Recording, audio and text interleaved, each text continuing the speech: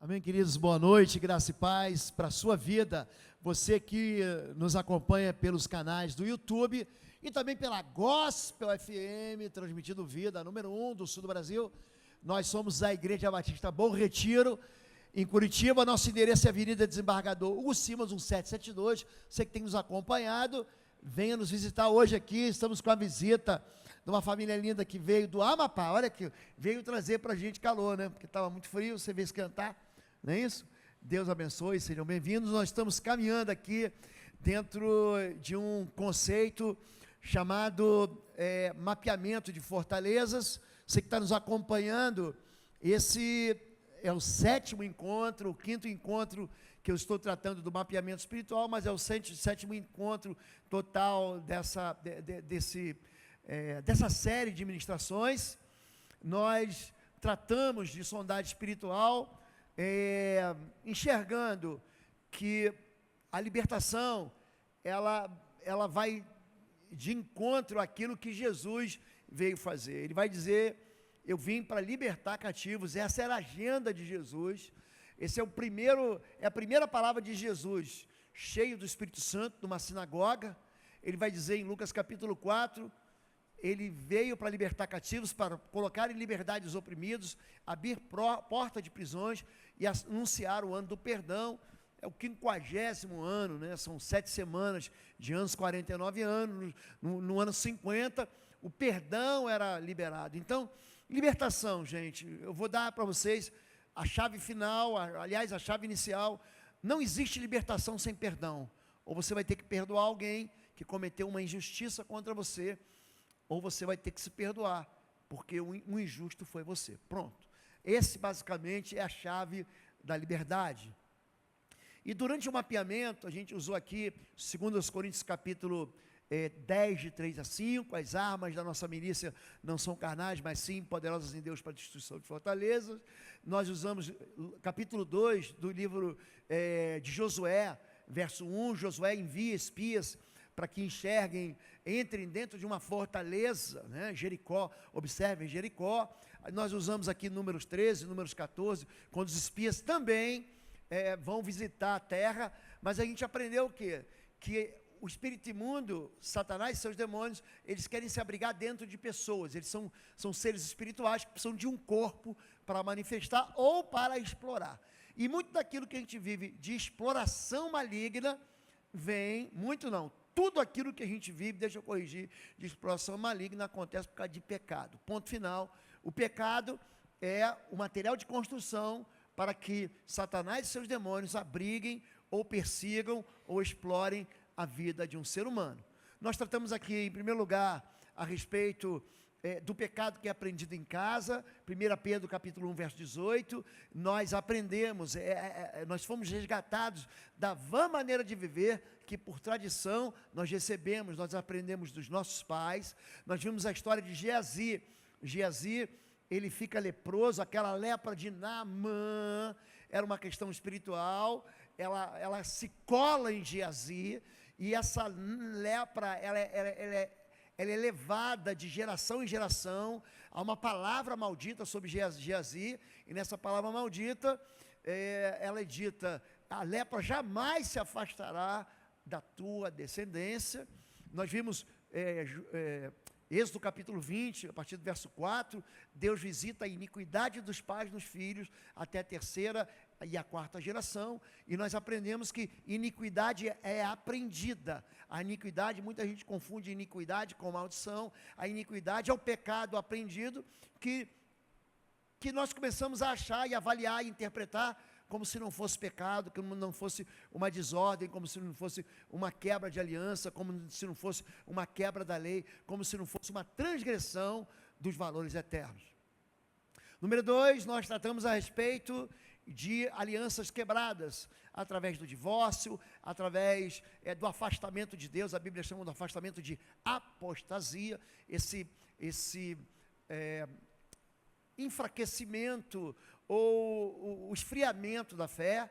Nós tratamos a respeito da culpa, nós tratamos a respeito da amargura. Culpa e amargura dois lados de uma mesma moeda, a culpa quando eu odeio a mim mesmo porque eu pequei, a amargura quando eu odeio você, porque você pecou e cometeu uma injustiça contra mim. Tratamos a respeito da rebelião, tratamos a respeito das chamadas seitas, heresias e envolvimento com religiões não cristãs e como isso produz desgraça, tragédias e dramas na vida das pessoas, ou seja, a adoração a falsos deuses. Nós tratamos a respeito do orgulho como motivo de impedimento. Deus, ele resiste aos orgulhosos, ele vira o rosto para o orgulhoso e ele favorece o humilde que pede socorro. Na semana passada, o pastor Marcos ministrou para a gente através de uma mensagem de Provérbios que fala, Provérbios 28:13, quando diz que aquele que esconde seus pecados nunca prosperará, nunca. Mas o que confessa e deixa alcançará misericórdia. E é a partir daqui que eu vou continuar a ministração sobre mapeamento espiritual. Em Marcos, capítulo 9, verso 21, Jesus nos ensina, quando ele vai investigar aquela criança endemoniada, ele pergunta, desde quando acontece isso com o menino? E o pai responde, desde a sua infância. E aqui a gente continua falando sobre portas que são abertas, nós chamamos, nós cristãos de corte evangélico, chamamos isso de brechas espirituais, porque é uma palavra bíblica. Então, se você pegar o livro do profeta Ezequiel, capítulo 21, verso 31, ali está descrito, eu busquei alguém na brecha para interceder. Então, tudo isso que a gente está ensinando, isso pode ser impedido através de um intercessor. Tratamos sobre isso como falando de intercessão. Alianças em julgo desigual. Malaquias capítulo 2, do verso 10 ao verso 11.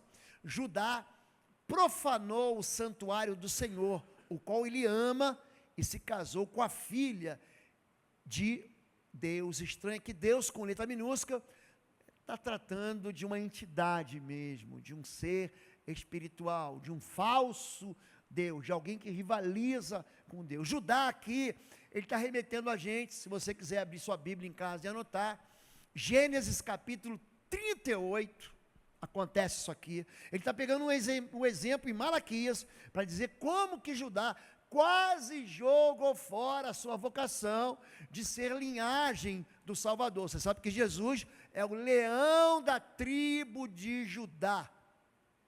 Judá se casa, é um filho de Jacó, filho de Israel. Jacó, você sabe que ele se encontrou com Deus no Val de Jaboque, e Deus troca a identidade dele, troca o nome dele. Ele tem 12 filhos, e o terceiro filho dele, Rúben, Simeão, Judá. Aliás, o quarto, Levi e Judá. Judá é o 04, pronto, dos 12. Ele está entristecido, ele sabe que os outros filhos foram desonestos com o pai, venderam o filho caçula naquele tempo. José era o filho caçula, depois a mãe de José vai ter mais um filho, vai morrer de parto, que é Benjamim, filho da alegria, isso que significa Benjamim. E ali os irmãos desonestos com o pai vendem José, e José então e recebem dinheiro, recebem recursos. Eles vendem por algumas peças de prata para a caravana medianita. Ali vai começar a história de José a partir do capítulo 37. Mas o capítulo 38, o que é, gente? É um parêntese no meio do Gênesis para contar a história de Judá. E Judá acaba se afastando dos irmãos e vai morar na terra dos hititas, que hoje você sabe, a gente sabe que é a Turquia. Ele foi lá para o norte, sumiu das barbas do pai e se casou com uma mulher. Gente, pensa uma mulher que só deu trabalho para Judá. E pior do que isso, Judá, ele tem um filho, tem outro filho, e tem um terceiro filho, e esses filhos vão morrendo, e ele vai ficando sem herança. Ele acaba sendo enganado por uma nora e se deitando, tendo intimidade com uma nora e gerando um filho que vai vir a ser linhagem de Jesus. Então, quando você faz uma aliança em jogo desigual, o apóstolo Paulo conta para a gente, em 1 Coríntios, capítulo 15, verso 6 ao verso 9, Não vos prendais em julgo desigual com os não crentes. Ele vai emendar: que comunhão há entre o justo e o injusto? Que comunhão há entre Cristo e Belial? Que comunhão há entre trevas e luz? Então, o jugo desigual é uma aliança espiritual com espíritos malignos, que é consolidada através de sociedades afetivas ou casamentos com pessoas ímpias. Se você se casa com uma pessoa que não é filha de Deus, terá por sogro um Deus estranho. Explico melhor para você. O sinal da aliança, ela é celebrada nos homens, na genitália masculina, no judeu. Então, o judeu, ele pratica a circuncisão como sinal de aliança com Deus. Nós cristãos não fazemos isso. Não queiram judaizar a igreja de Cristo. Aquilo era um símbolo de quê? De multiplicação. Para o judeu, não há nada sujo como a mente ocidental na genitália. O judeu, ele lava a mão antes de tocar a genitália quando vai no banheiro. Nós ocidentais lavamos depois de ir no banheiro. Isso quem lava a mão, que tem uns porcalhões que saem do banheiro sem lavar a mão. A gente sabe disso. Mas aqui há um símbolo de santidade, aonde? Na sexualidade. Mas Deus diz o tempo todo: olha, se você se casar, ou der em casamento seus filhos e suas filhas com o povo daquela terra, eles serão como espinhos na vossa carne, serão como aguilhões nas suas virilhas. Pensa você com uma faca enfiada na virilha, com espinho na carne. Então ele fala: não se meta em julgo desigual. Em Ruth, capítulo 1, verso 16 e 17, quando Ruth estabelece a aliança como promessa, ela diz: o teu povo será o meu povo, o teu Deus será o meu Deus. Aonde tu fores eu irei, e aonde tu pousares eu pousarei. Que o Senhor me trate com todo rigor e me traga a morte, se outra coisa que não for a morte me fizer separar de ti. O coração do ser humano, ele precisa de afeto. E quando ele não encontra afeto dentro da igreja, ou quando as pessoas dentro da igreja são tão ou piores do que quem está fora da igreja, elas vão buscar esse afeto, esses laços emocionais, fora da igreja, achando que estão construindo algo bom. Não, pastor, ele é bonzinho, ela é fofinha. Só que a aliança em jogo desigual, ela promove uma porta de entrada de espíritos imundos. É isso que a Bíblia diz: o teu Deus será o meu Deus. Você quer ver uma coisa aqui? Quantos aqui são filhos de Deus? Levanta a mão. Você é filho de Deus? Amém. Pode baixar a mão. Aí você se casa com alguém que é legal, que é bacana, que é bonitinho, que se veste bem, que é gentleman, que é um fidalgo, que é uma doçura. Só que você está esquecendo do ponto principal, é que o casamento é uma aliança espiritual. Quando o ser humano se relaciona, isso é o ponto 22, nós estamos aqui no ponto 11, com uma intimidade sexual, ali é provocado o que a Bíblia chama de aliança de alma. 1 Samuel, capítulo 14. O que é aliança de alma? É quando a gente se cola. Tem pessoas que chegam no gabinete e falam assim: pastor, eu odeio essa mulher, mas eu não consigo me separar dela. Vocês devem ver em alguns lugares da cidade, alguns anúncios colados no poste, assim, que dizem assim: faço amarração para o amor. Alguém já leu isso em algum lugar? Isso não é brincadeira não, gente. Não é brincadeira não. Isso é sério. É lógico que na vida do crente, o feitiço, a bruxaria, a macumbaria, a magia, o encantamento, a magia negra, não vai pegar. Números 23 diz sobre o povo de Deus: não tem valor o encantamento, a magia. Só que o crente que é meio crente, que às vezes é crente e às vezes não é crente, ele acaba caindo em armadilhas da onde? Da sensualidade.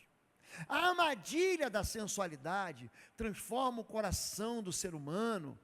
Quando chama coração, pense aqui na mente, nas razões, em algo muito maleável, muito fácil de você dobrar. Ou seja, a sedução, ela é capaz de desorganizar, embaralhar sua mente e te convencer de que o mal é bom. Não, pastor, eu estou apaixonado.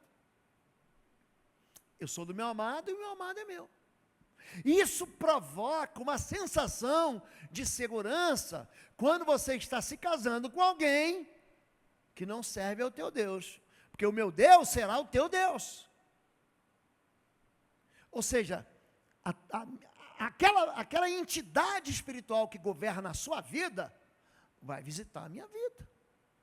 Então essa contaminação espiritual acontece no jugo desigual. E eu não conheço ninguém, com 30 anos de jornada, de fé, de pastorado, que entrou dentro dessa barcaça aqui e não afundou. Ah não, pastor, casei em jugo desigual e é legal. Pode ter certeza. Essa pessoa não tem uma vida com Deus de santidade, não tem.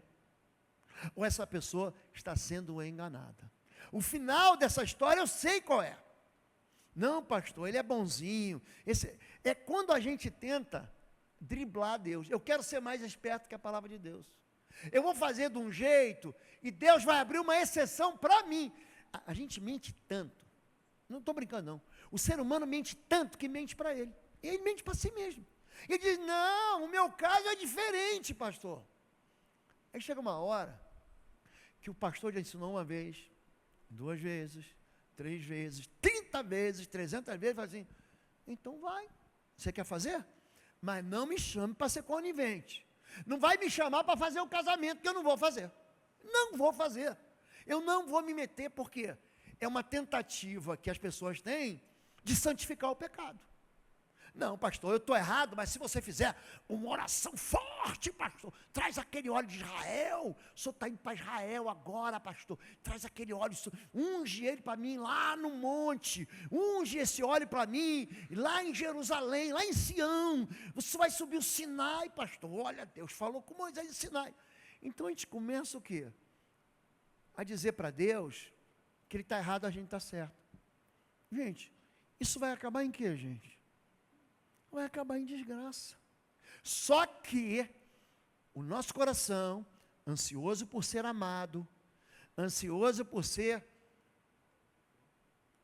pertencer, a gente, dentro da gente tem um dom de pertencer. Sabia disso? Está dentro de nós. A gente começa a achar que não é justo viver uma vida do jeito que eu estou vivendo. Então eu entro em qualquer... Para o faminto, qualquer comida estragada na lixeira satisfaz.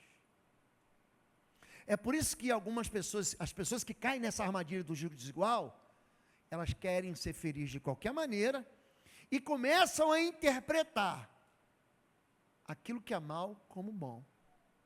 Porque na cabeça, porque na filosofia, porque na cultura, porque no convencimento dela, ela fala assim, não, Deus aprova isso, porque isso é amor, mas na verdade não tem nada a ver com amor, tem a ver com uma sensualidade que captura a gente, que tira da gente a razão para a gente não pensar direito.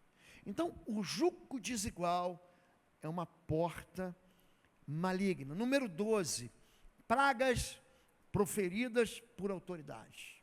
Cuidado com aquilo que sai da tua boca contra você mesmo. Tem gente que se auto-amaldiçoa e amaldiçoa as pessoas que estão debaixo da sua autoridade. Aqui a palavra maldição é raca.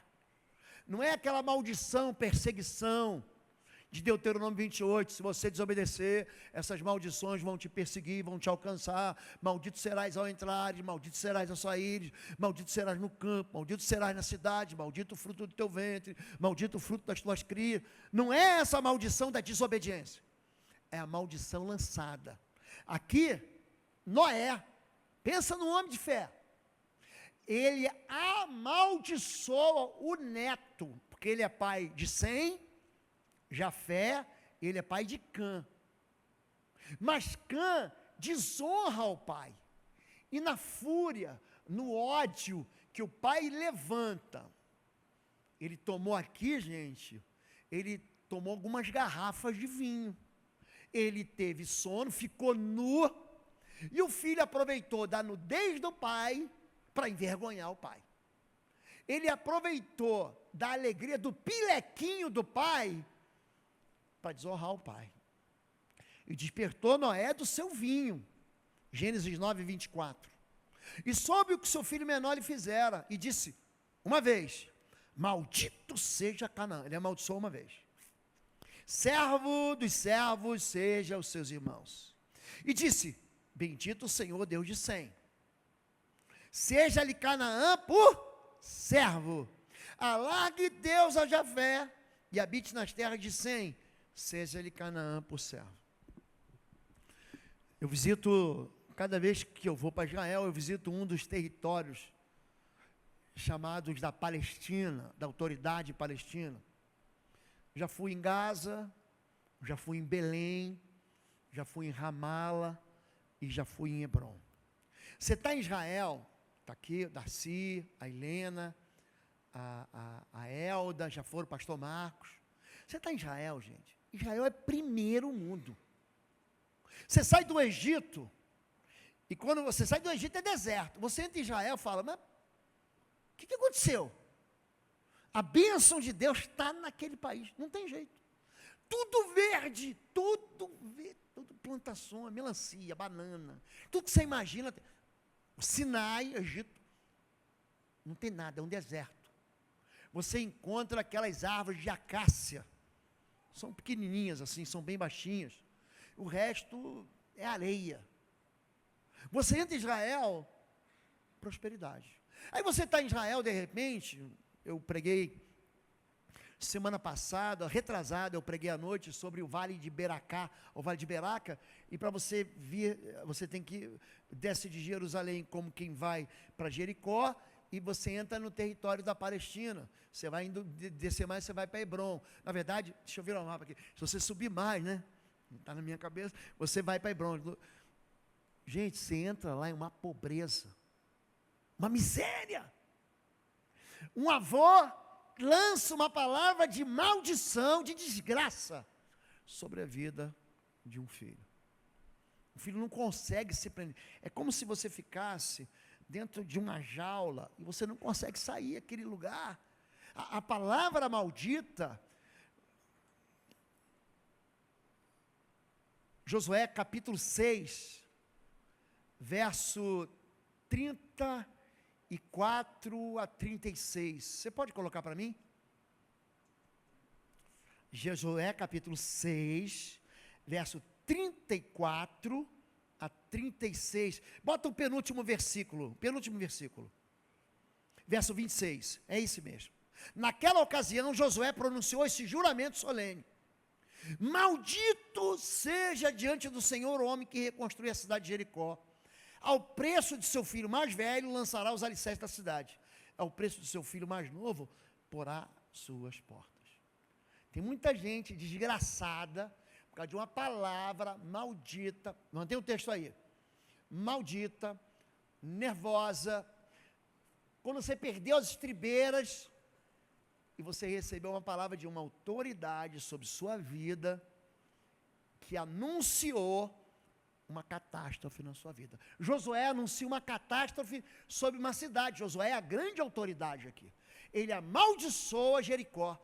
Sabe o que acontece? 850 anos depois, ele falou assim, maldita seja. Quem reconstruir vai perder o filho mais velho, quando colocar os alicerces da cidade, é a pedra fundamental. Quando terminar a obra, quando colocar as portas da cidade, ele vai perder o filho caçula. Primeiro livro de Reis, capítulo 16, agora sim, é verso 34. Primeiro livro dos Reis, 16, primeiro Reis, 16, 34. Durante esse reinado, era um reinado de um rei ruim, pensa um rei assim, horrível, era Acabe. Riel, da cidade de Betel, estava em Israel. Reconstruiu Jericó. Lembra que Jericó tinha sido amaldiçoada? Lançou os alicerces à custa de seu filho mais velho, Abirão. Olha a palavra se cumprindo.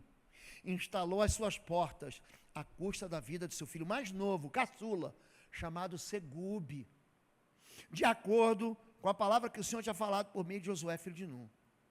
Aquela palavra que você fala para a tua vida, para a vida do seu filho, para a vida do seu neto, ela funciona. Ela funciona mesmo. De um mesmo manancial não pode produzir água doce e amargosa. De uma mesma boca não pode sair bênção e maldição. É Jesus que ensina isso. Você pode colocar para mim Mateus 18, por favor? Mateus capítulo 18, verso 18. A gente já vai voltar aqui para a gente dar prosseguimento. Digo a verdade, tudo que vocês ligarem na terra terá sido ligado no céu, e tudo que vocês desligarem na terra terá sido desligado no céu. Existe um componente de fé. Não é só quando você diz assim, eu vou prosperar, o meu ventre vai multiplicar filhos para o Senhor, eu vou largar as minhas tendas. Não é só quando você profetiza o bem na tua vida. Então a gente tem que tomar cuidado também com as bobagens que a gente fala para os nossos filhos. Seu miserável, são palavras duras. Seu burro, seu ignorante, seu estabanado, você não vai ser ninguém, você não presta. Essas palavras, elas precisam ser desautorizadas. Sabia disso? Pedro, ele nega Jesus 1, 2, 3 vezes. Aí Deus chama Pedro e manda um recado por Madalena. Vai lá, diz para os discípulos, Lucas capítulo 19, 21. Diz para os discípulos e para Pedro, para ele encontrar comigo em Jerusalém. Pedro está pescando ali perto de Jerusalém, está na Galileia ainda, desce.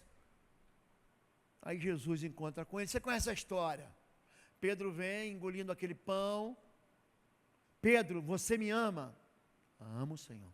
Tu sabes que eu te amo. Ele faz Pedro confessar Jesus 3 vezes. Lembra que ele nega 3 vezes? Pedro, tu me amas? Eu te amo, Senhor. Pedro, tu me amas? Tu sabes que eu te amo, Senhor. Essas palavras que foram ditas sobre nós, contra nós, a respeito de nós, desgraçando, trazendo drama, trazendo miséria, elas precisam ser o quê? Desautorizadas. Levante sua mão. Levante sua mão. Diga em nome de Jesus. Diga, deixa sair da sua boca. Diga em nome de Jesus. Eu desautorizo.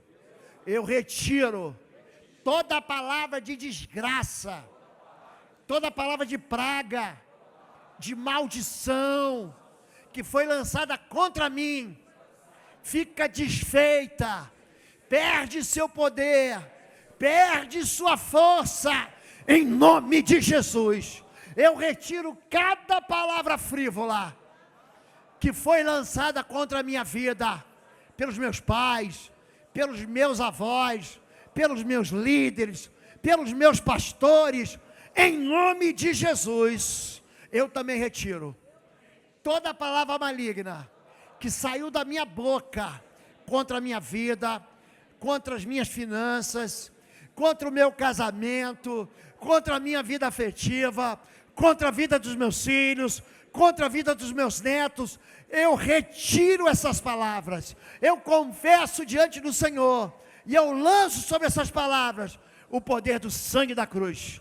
Em nome de Jesus, eu desfaço isso, em nome de Jesus. E diga assim: eu abençoo a minha história, o meu nome é bendito diante do Senhor.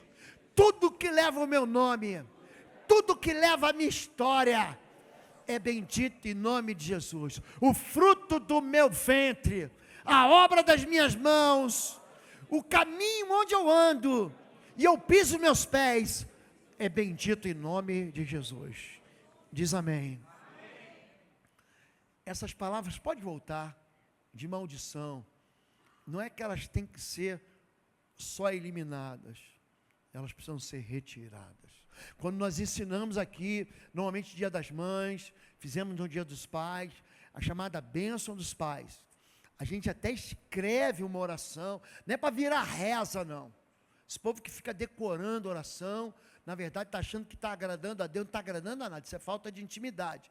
Mas o que a gente faz? A gente vai pensando das porções bíblicas, a gente vai tirando as palavras de bênção que Israel lançou sobre Simeão, que lançou, aliás, ele não lançou sobre Simeão, foi o único que ficou sem bênção, por causa da bobagem que ele fez, mas sobre Rúben, sobre Levi, sobre Judá, sobre Gade, sobre Naftali, e depois que Moisés, ele lança, você pega Gênesis capítulo 48, 49, você pega Deuteronômio capítulo 33, 34, essas bênçãos são repetidas. Então o que a gente faz? A gente vai pensando, a gente vai recortando da Bíblia e colocamos numa oração que atinge a todo mundo. Pega essa oração, pai, você mãe, você filho, usa ela, então, a palavra de Deus, gente, ela não morre não, ela tem um cumprimento, é por isso que Isaías diz que ela não volta vazia.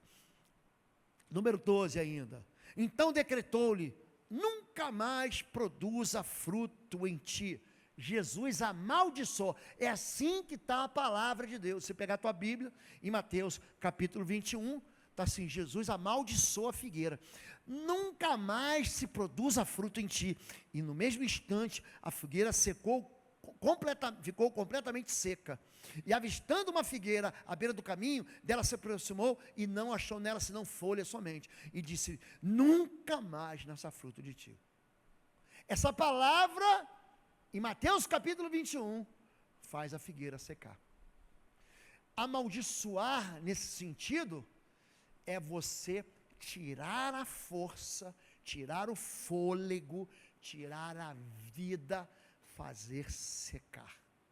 É você dizer, em nome de Jesus, esse mal não vai me atingir. Número 13, envolvimentos com espiritismo, com feitiçaria e com satanismo. São desdobramentos, não fica pensando que um é pior do que o outro, não, porque esse é o mais profundo, gente, é tudo a mesma coisa. As consequências do envolvimento com o ocultismo são implacáveis, perseguem a pessoa. Sofrimento multiplicado, perda de filhos, viuvez precoce, distanciamento de Deus, destruição, morte, todo tipo de miséria, constituem as maldições do envolvimento com o ocultismo. Se você pega a explicação de Isaías, porque 1 Samuel, capítulo 31, diz que Saul se suicidou. E nós já vamos ver aqui a perseguição do sangue inocente. Já vamos ver. Mas quando Isaías fala sobre a morte, e fala isso, por isso, Saul e seus filhos morreram, porque ele consultou a necromante de Endor. Vocês estão olhando para um pastor que não nasceu no Evangelho.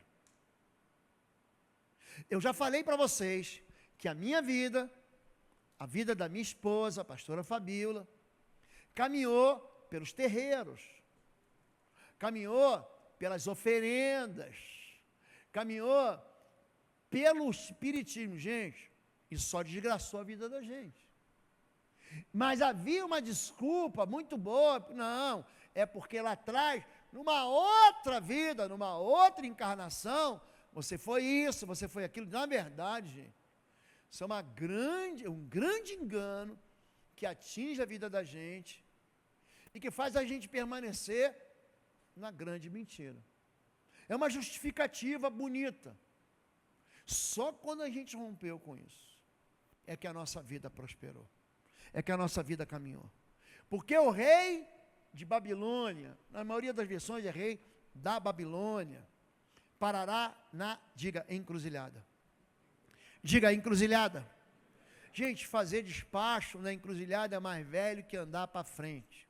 Nós estamos lendo um texto do rei, gente, ele está falando isso aqui quando Israel está sendo atacado. Era tempo de Joaquim. Pensa um tempo passado, Israel ainda era uma grande nação. O rei da Babilônia parará na encruzilhada. Por que os despachos são feitos na encruzilhada, minha gente? Por quê? Por quê? Pense nisso. Por que Satanás caiu, gente? Porque ele queria ser Deus. Isaías capítulo 14, verso 13. Vamos ver o que é. Vamos ver o que a Bíblia fala sobre esse ser, sobre esse inimigo. Você que dizia no seu coração, olha ele querendo ser Deus: subirei aos céus, erguerei meu trono acima das estrelas de Deus. Aqui, anjos, tá bom? Eles são classificados também como estrelas. Me assentarei no monte da Assembleia, no ponto mais elevado do Monte Santo. Ele quer ser adorado. Verso 14. Subirei mais alto que as mais altas nuvens e serei como o Altíssimo. Serei como Deus. Lembra do Salmo 91? Aquele que habita no esconderijo do Altíssimo, a sombra do Onipotente descansará. Esse anjo, ele quis ser Deus, ele quis dominar a própria vida. É por isso que toda vez que você sente uma vontade de desobedecer, de se rebelar, Satanás está colocando o manto aí, a cobertura dele de rebelião, de orgulho. É isso aqui, gente. Então, ele quer lá adivinhar. Não, pastor, foi num lugar, ele adivinhou tudo na minha vida. Preste atenção nisso. Quem conhece o amanhã, gente? Diga Deus. Lembra quando Jesus é indagado pelos discípulos? Em Mateus capítulo 23, Jesus fala assim, ó: não ficará pedra sobre pedra, porque os discípulos estão analisando o tempo. Nós entramos em Jerusalém esse ano agora, em março, pela porta de Absalão. Então, imagina que aqui está o Getsemane, aqui é a bateria, vou diminuir aqui o espaço. E aqui é o Monte das Oliveiras, tá bom? Então você entra, aqui tem um lugar aqui, que é chamada, uma das portas, a porta de Absalão. Absalão, aquele filho de Davi, rebelde, os pais levam os filhos lá para apedrejar o sepulcro de Absalão, para mostrar a rebelião, traz morte. Aí a gente entra, quando a gente entra no templo, você vai chegar no pátio do templo, tem uma espécie de shopping. É por isso que Jesus, ele chuta os vendilhões, os cambistas, ele expulsa. A casa do meu pai é chamada de casa de oração. Vocês já repararam que o pastor Lobo não deixa vender nada na igreja? Quem já notou isso? Já notaram isso? Eu não deixo vender. Porque a casa do meu pai tem que ser chamada casa de oração para todos. Tem que falar: pastor, eu queria comprar seu livro. Vai na secretaria e compra. Aqui não. Eu não deixo. Para não virar um comércio, para a pessoa não achar que tem uma almofada. Pastor, bota uma almofada santificada, pega o teu perfume, me dá um lenço. Tem gente que vende fé, gente. E o reino de Deus você não alcança por dinheiro, você alcança de graça. Aquele que tem sede, vem e beba de graça da água da vida. Não é isso? O Espírito diz: vem, a noiva, a igreja diz: vem, e quem tem sede, beba, diga de graça, diga graça. A salvação é um presente de Deus. Você não precisa pagar nada por ela. Nada por ela. E é isso que ele está falando. Esse ser aqui exige. Esse ser pode passar, pode voltar. Ele vai na encruzilhada para fazer adivinhação. A encruzilhada é um lugar onde você decide: eu vou em frente, eu vou para trás, eu vou para a direita ou vou para a esquerda. Jesus vai dizer nesse dia: quanto ao dia e a hora, vou te dar 5 sinais da vinda do Senhor, mas quanto ao dia e a hora, ninguém sabe, nem o filho, olha que coisa, nem os anjos. Tem a turma que gosta de dizer que o anjo contou, que o anjo falou. Eu já mostrei para vocês aqui que quem conta com o anjo se borra de medo, tem que trocar cueca.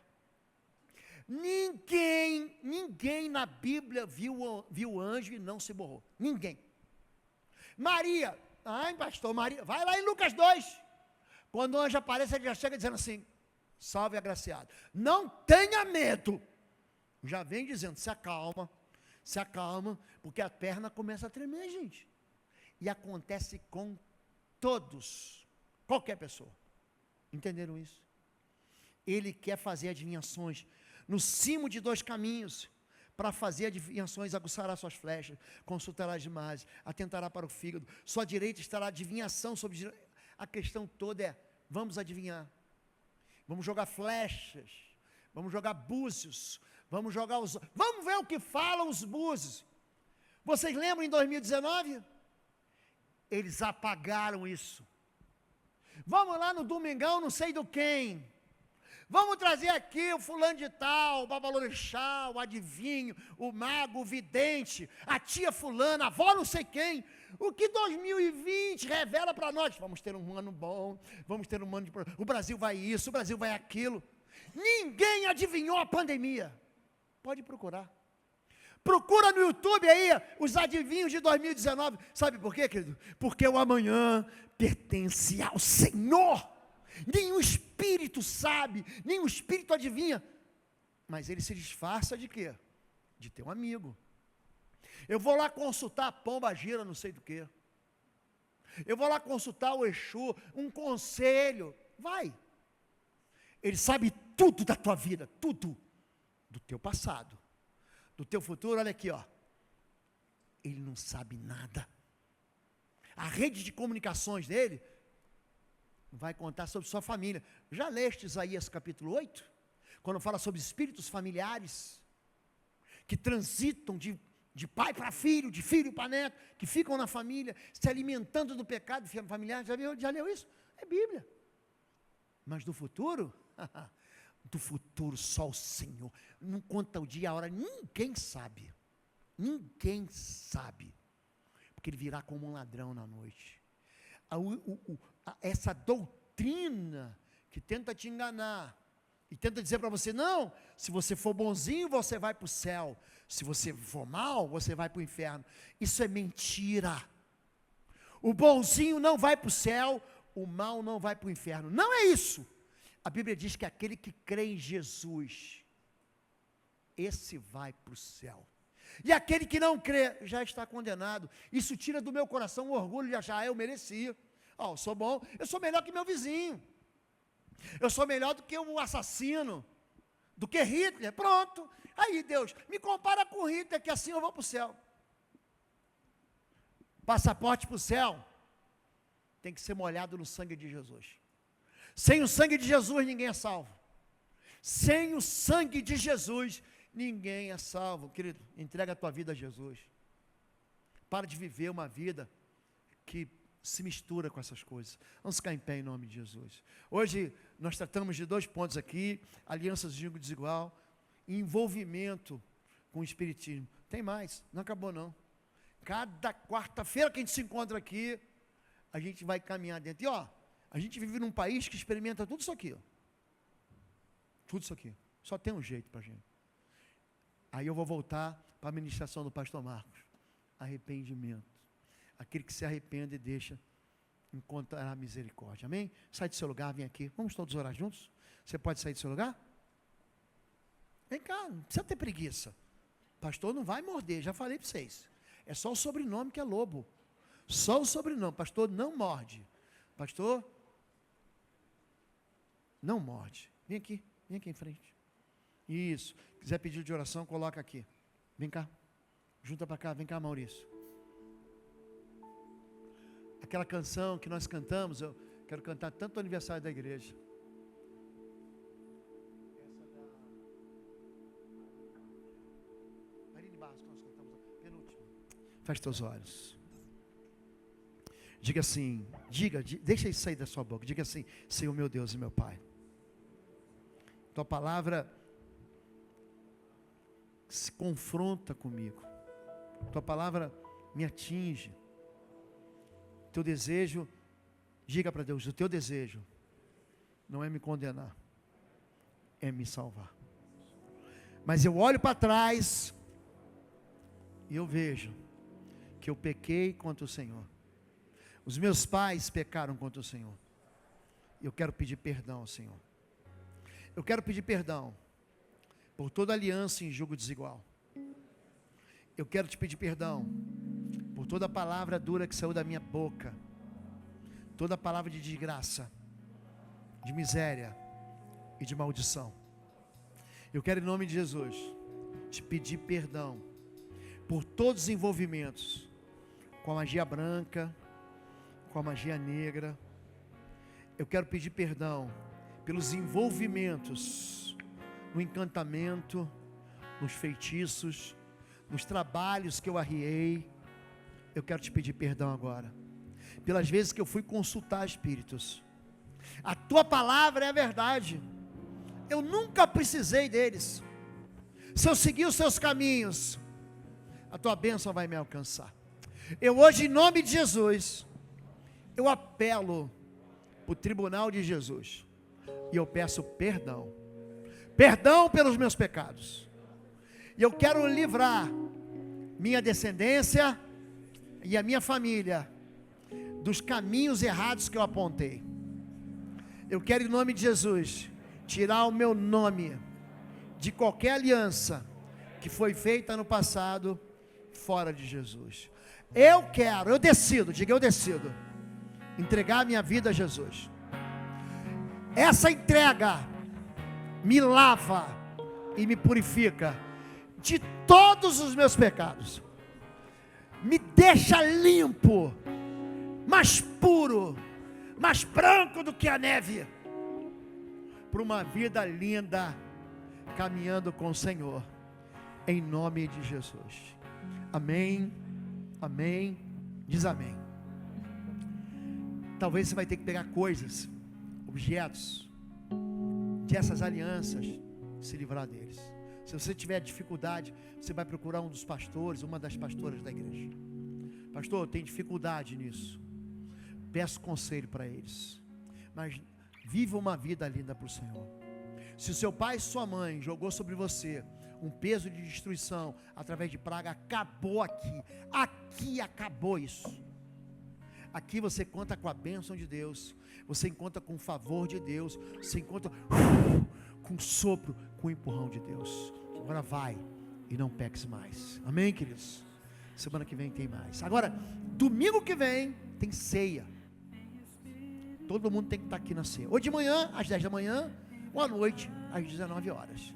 Ceia para todo mundo. E pastor, estava em pecado. Estava. A ceia é o lugar que a gente conserta. A ceia não é para você não participar. A ceia é para você participar e para confirmar. Eu tenho uma aliança e estou esperando Jesus. Eu tenho uma aliança e estou esperando Cristo. É isso que a ceia diz. Vocês vão fazer isso todas as vezes que vos reunires, em memória de mim, até que eu venha. Quando você celebra a ceia, você está dizendo assim, ó, estou esperando o bonde de Jesus. Ele vai tocar a trombeta. E os anjos vão vir me buscar. Amém? Todos nós pecamos. Não é para você sair daqui com peso. Todo mundo pecou. Você pecou, o pastor Marco pecou, o Darcy pecou, o pastor Lobo pecou, qualquer santo que você viu, pecou. Mas Deus nos libertou do nosso pecado e nos salvou para a vida eterna. Amém? Levante sua mão. Que o amor de Deus, o nosso Pai, a graça do nosso Senhor e Salvador Jesus Cristo e as consolações do Espírito Santo de Deus seja sobre sua vida agora e sempre. Vá em paz, uma boa semana, um bom resto de semana. Deus abençoe. Domingo a gente se encontra de novo. Fica com Deus, gente. Vai na paz. Deus abençoe.